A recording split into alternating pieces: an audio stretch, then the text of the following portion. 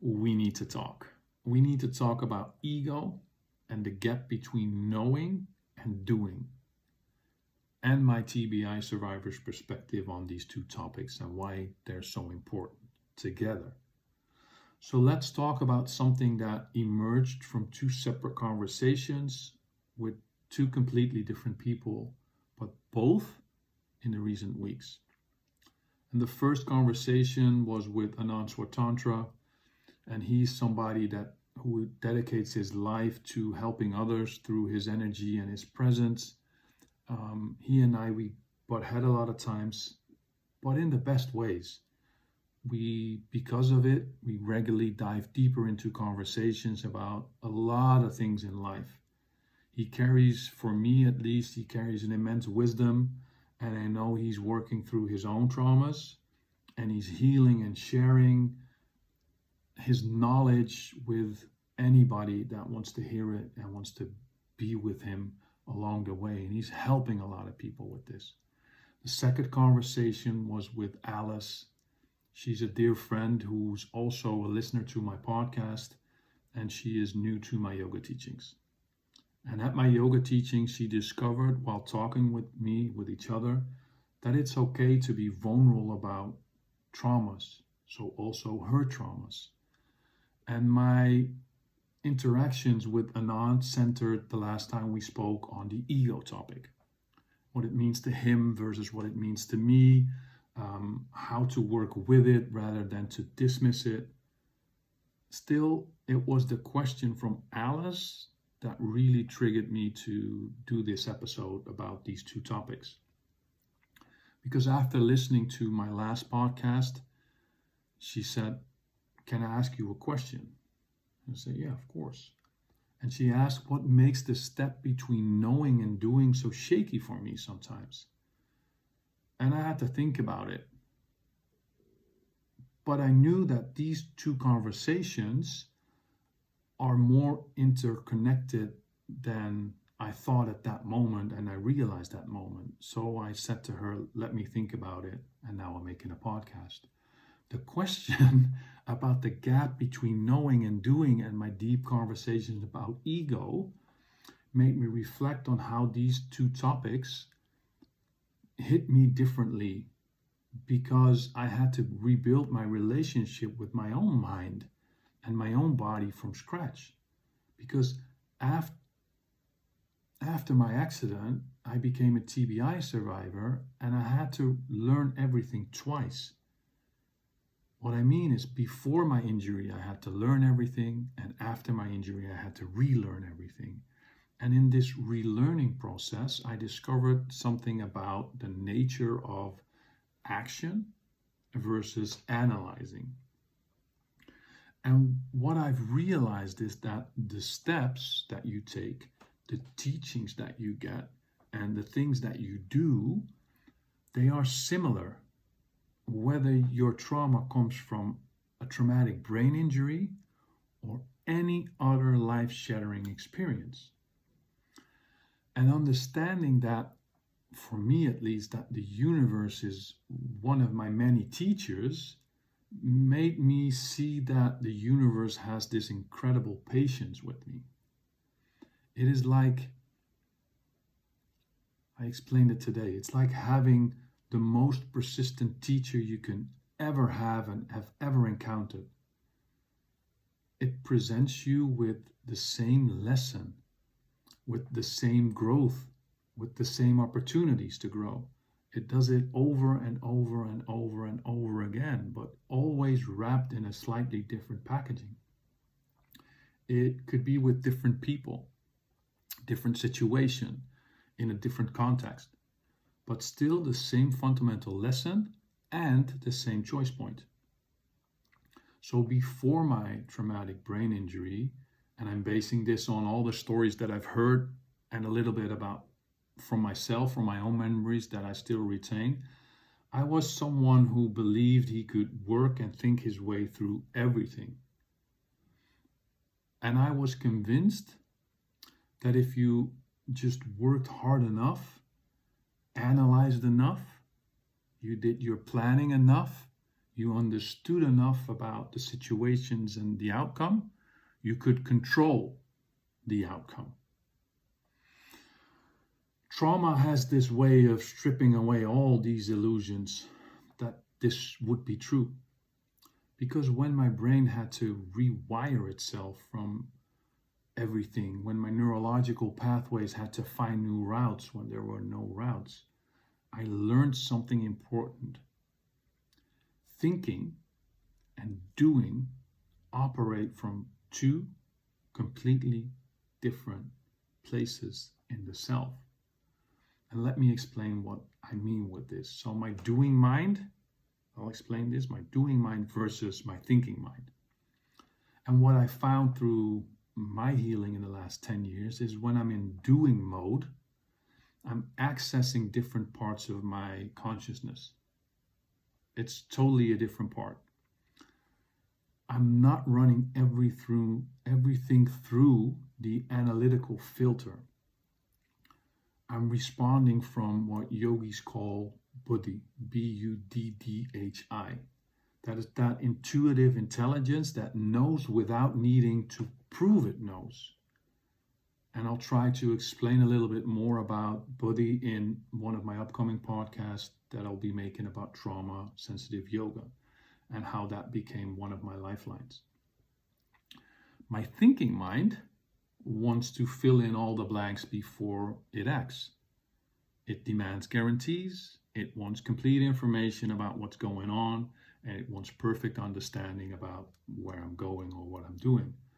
But life doesn't work that way. At least mine doesn't. My doing mind understands that the blanks will get filled in through my action and not before it. So when I'm in doing, I'm in dialogue with reality in real time. I am learning as I move along. I'm adjusting as I go. And I'm growing through the experience itself. After my injury, I had to relearn how to trust my doing mind again, because I've been in thinking mind for years.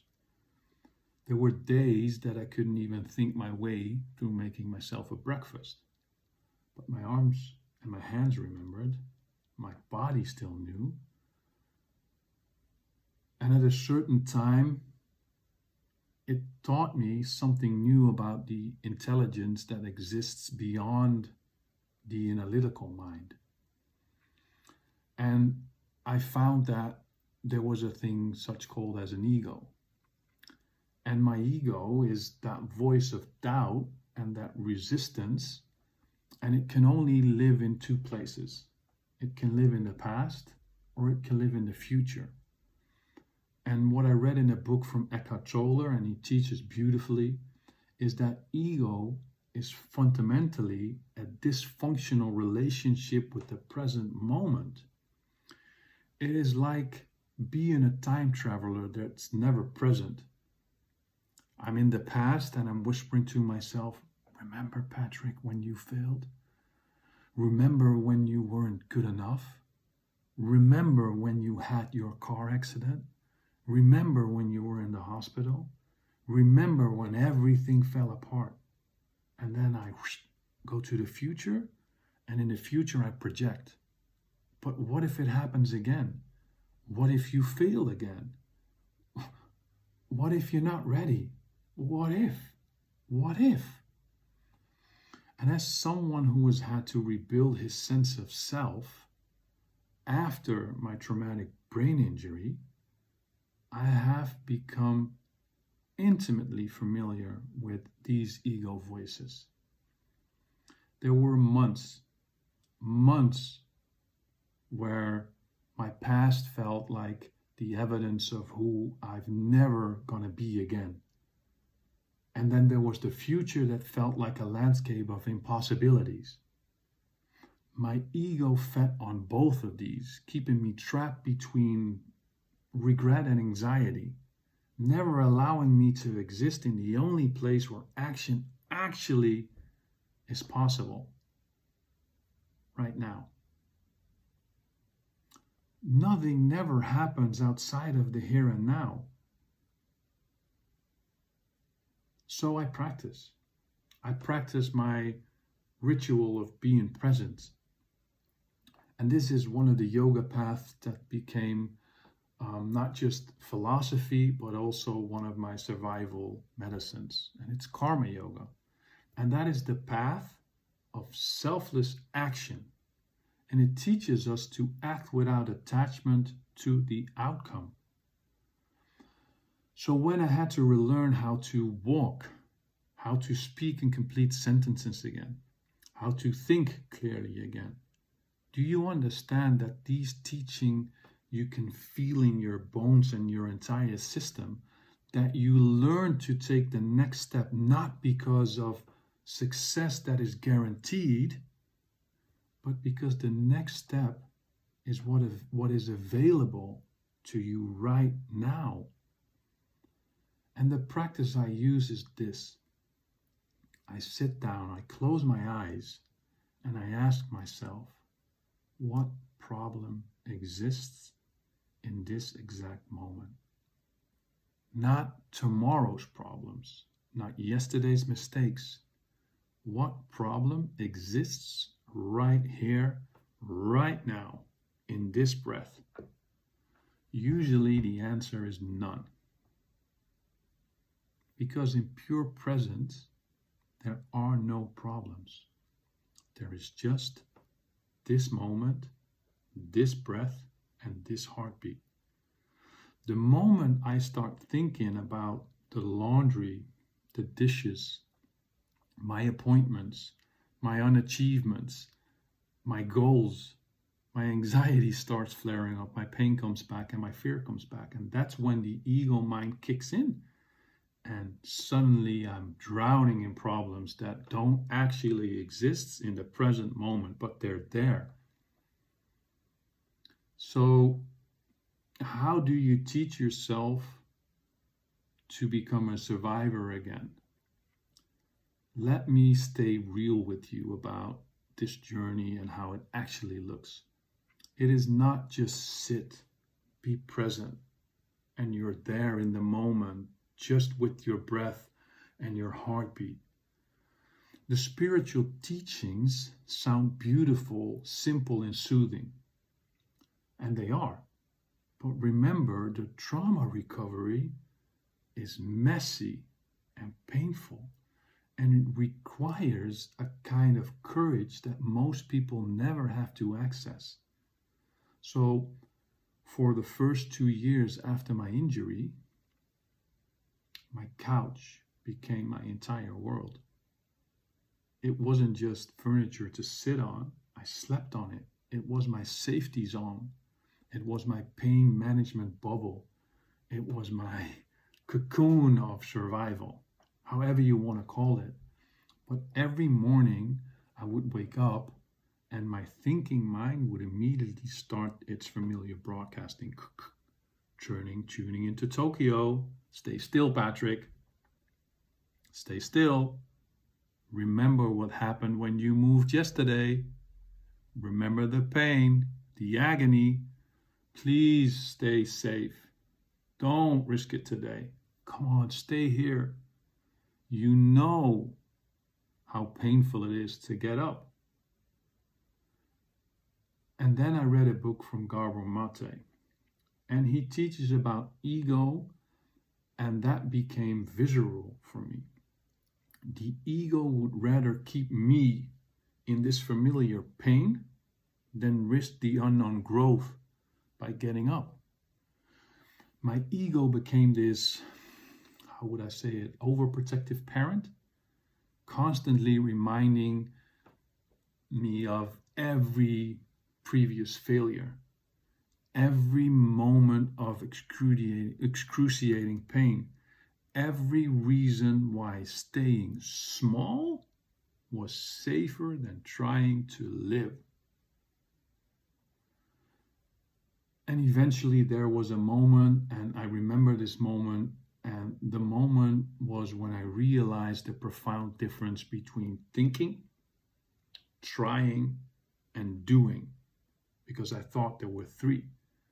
When I would think about getting up, my mind would create an entire narrative about my pain, my failures, the things that didn't work before I even moved one muscle.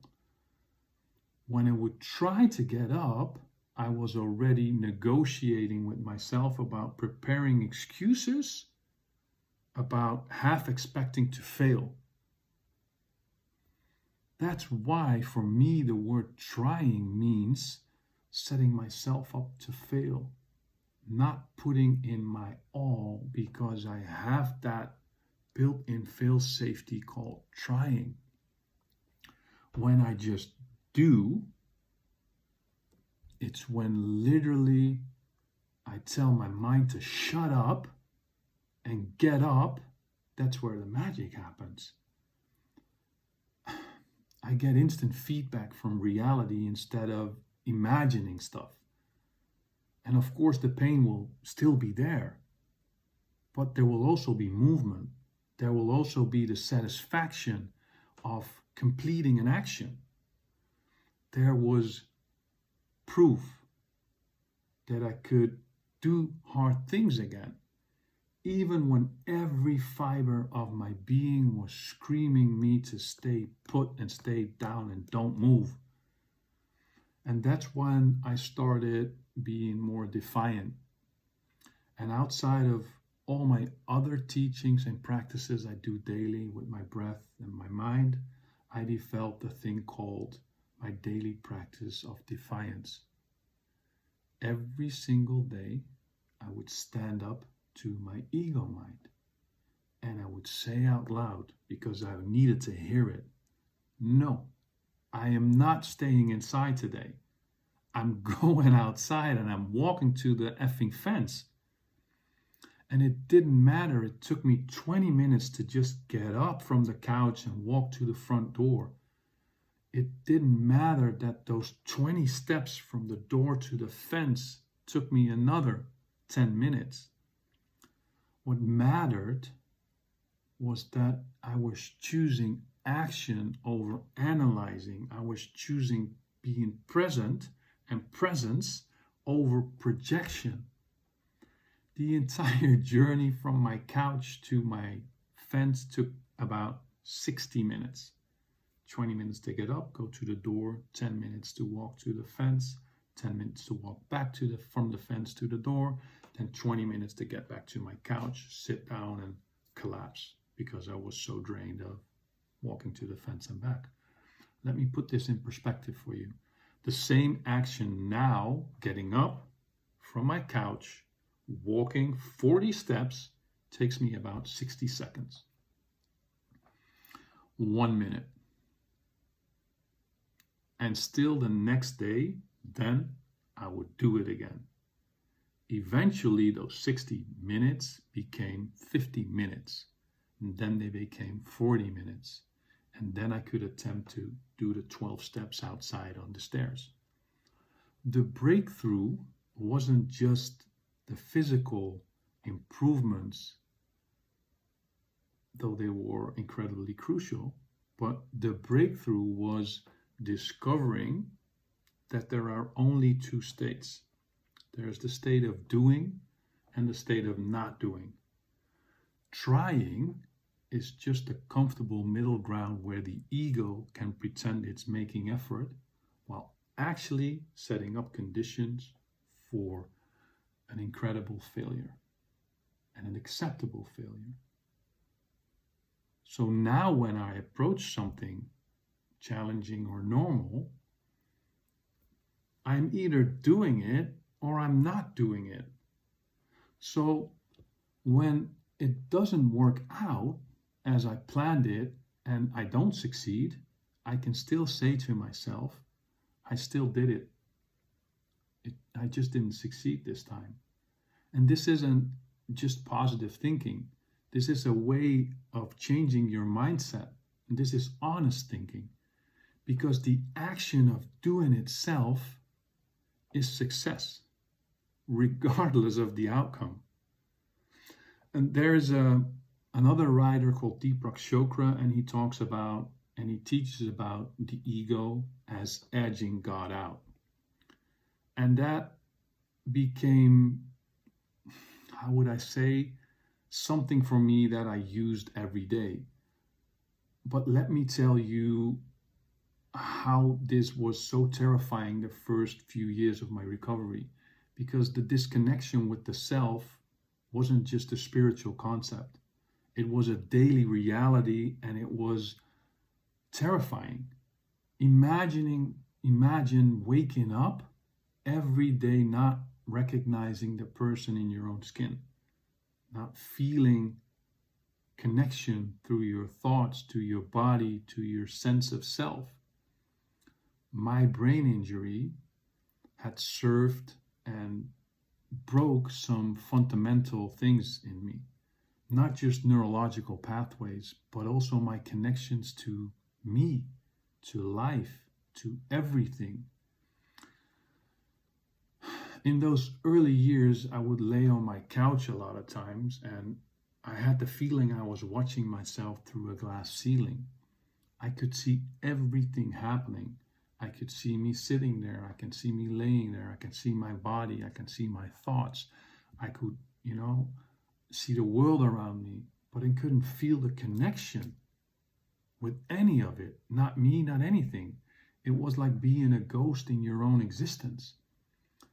That's when Deepak Chopra's teaching about edging God out became more than a philosophy. It became one of my survival knowledges to me. I learned to recognize that exact moment when my ego cut me off from the universe and from that flow. When I stopped feeling that connection to life's natural rhythm, I start feeling like I have to take control of everything by myself. It's a sensation that you can feel through your whole being, your whole self. It's like somebody dimming the lights of your reality. It's like somebody's muffling the sounds around you, making everything feel like flat and desperate.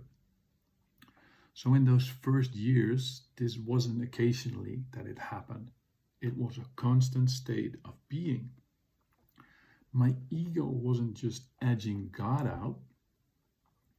It was edging me out of my own life. It was erasing me from my own story. And the scariest part wasn't the physical pain or the cognitive, challenges. The scariest part was this profound disconnection from the self, the soul, from any sense of being part of something larger than just being here for nothing. I felt like a computer trying to run without any operation systems. All my hardware is there, my body is there, but nothing was talking to anything else anymore. There was no connection. So when I feel like that is happening now, the disconnection with the universe, with the self, I pause. I focus on my breathing. I literally wait until I feel I can connect with my soul or reconnect with my soul and the universe again. And this took me 6 to 7 years to even realize that there was a reconnection that was possible. This isn't like a magical or mystical bypassing. This is my neurological necessity. After my brain injury, I had to learn that I'm not my thoughts. Not until I consciously choose to engage with them. There is this space between stimulus and response, and that space, that became my rescue. So let me tell you what this space actually means as a trauma survivor rebuilding his relationship with his own nervous system. Before my injury, this space was probably there, but it barely existed. Stimulus always triggered immediate reaction. There was no pause, there was no choice, I just reacted. Stimulus, reaction. Brain trauma didn't create this pattern. It was there. It was amplified. into a point where I couldn't ignore that space anymore. And through a course that I did called Trauma Sensitive Yoga Training, I learned that this space isn't just philosophical, it's neurobiological. So when we experience trauma, whether it's like my traumatic brain injury or childhood wounds or any other overwhelming experience, what happens is that our nervous systems learns to collapse this crucial pause. The body perceives threat and any bypass conscious choice entirely as a flight, fight, freeze, or fawn, and it happens faster than you can blink and you can think. But here's what I discovered through both my healing and my trauma course, Trauma Sensitive Yoga Training, that this space between stimulus and response can be rebuilt step by step, breath by breath, sensation by sensation. Because in trauma sensitive yoga, they don't force the space open. They create a condition where it can naturally emerge again. So they invite awareness to the present moment through the body, not through the mind. So when they guide someone through trauma course, trauma sensitive yoga, they're not asking them to relax or to let go. They're offering them a radical possibility of choice. Feel or not feel your feet on the ground. Notice or not notice the sounds around you. Be or not be aware of your breath. These don't sound like normal yoga cues because they aren't just yoga cues. They're invitations back into the space where agency may live. So me as a traumatic brain injury survivor, I had to relearn the sensations of the body, that they weren't automatically threats requiring immediate reactions. My dizziness, my dizzy spells, they didn't always, mean danger. The moments of confusion, what I just had, didn't always mean catastrophe. I learned to pause in the sensation, breathe with it, and ask, what does this moment actually require of me? Just go back 20 seconds and you see me pause. This space became and becomes my safe space because it gives me back something both my brain injury and my earlier traumas had stole from me. It has stolen the knowledge that I am not my reactions. I am not my triggers. I am not my pain and I'm not my symptoms. And in that pause, even like it was like just now, in just one conscious breath, I remember that I get to choose what comes next. And I keep going making this podcast. From my couch to walking to the fence, every step was teaching me to be in this space. So when my ego mind screams at me, stay still, remember the pain, feel the pain, I have learned to pause, feel my body, breathe, and then choose. Not from yesterday's pain stories, not from tomorrow's fears, but from what is actually present in this moment. And this is why trauma sensitive yoga isn't about perfect poses or mystical states. It is about reclaiming the fundamental human capacity for choice that exists between what happens to us and how we respond to it. It is about discovering that even in our most triggered moments, there is always a microsecond of freedom available. It is the space where healing lives.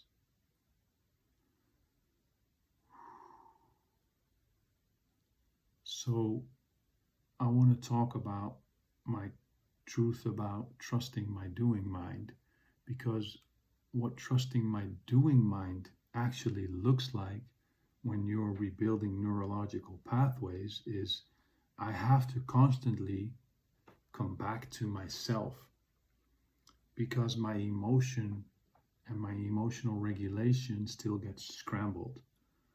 My memory still becomes unavailable. My focus fractures a lot of times. I need to focus really hard because it's been fractured 1,000 times already. So in my conscious of being, I've been pulled from side to side while making this podcast. And I call that the abyss of my thoughts. It's degrading self-talk to myself. It's emotionally overwhelming. It is just plain not knowing what's happening in my own head a lot of times. And the practice, what I need to do outside of making this podcast is to step back and let my mind and my emotions do whatever they're doing and what they need to do and what they're going to do.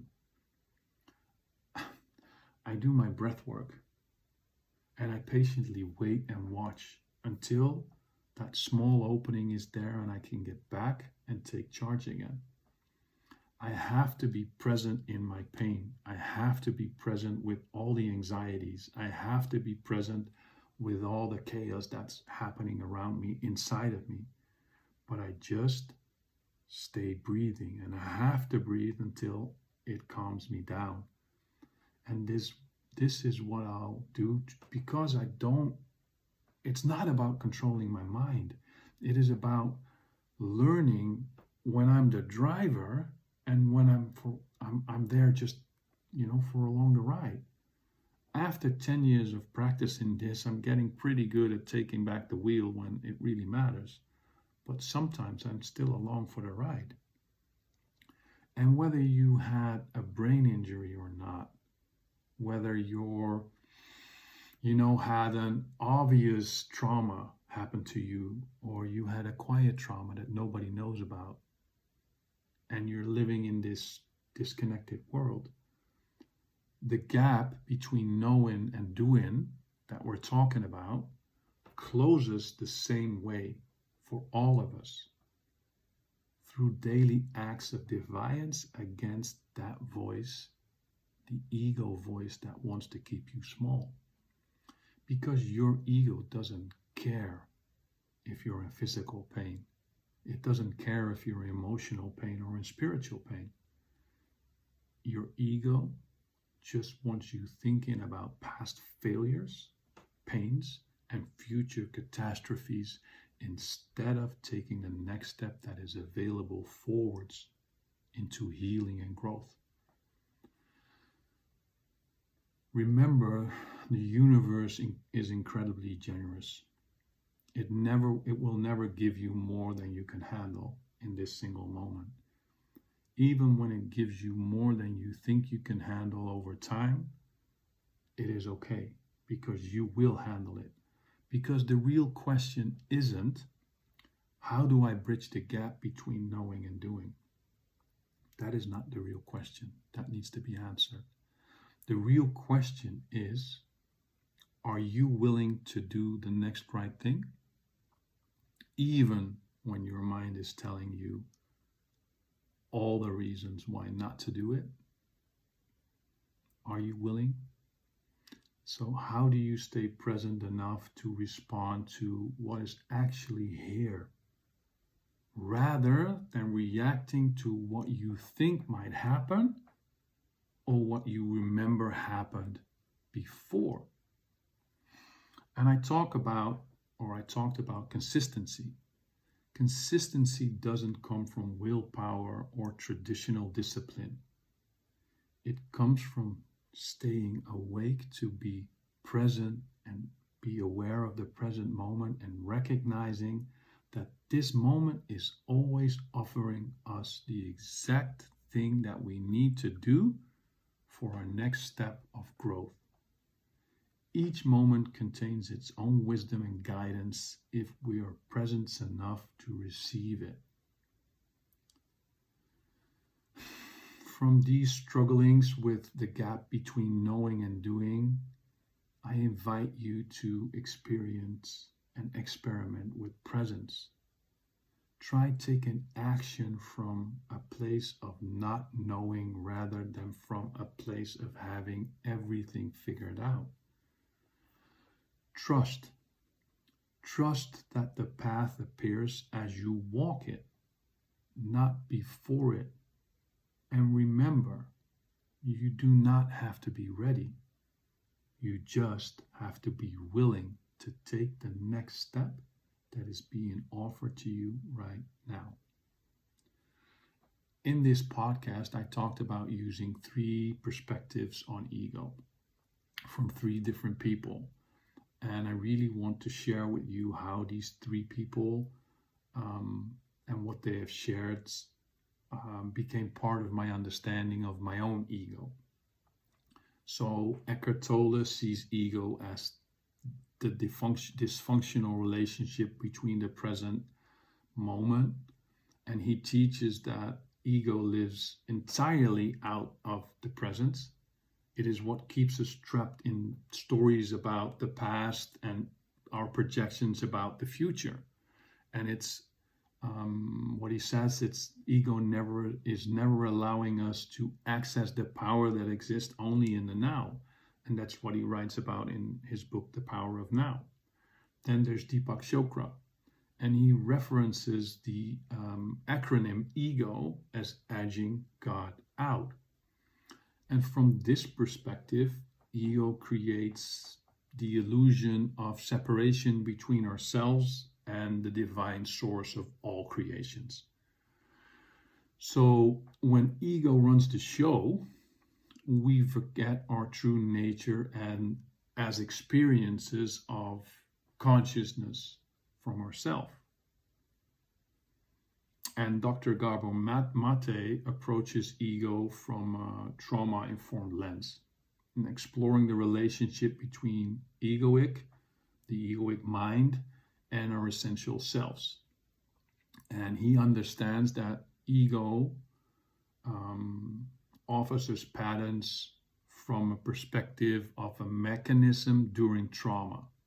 So the ego becomes a survival strategy that helps us navigate unsafe environments, but later becomes that what keeps us disconnected from our authentic selves. So these 3 things, what fascinates me about these 3 perspectives, they complement each other perfectly.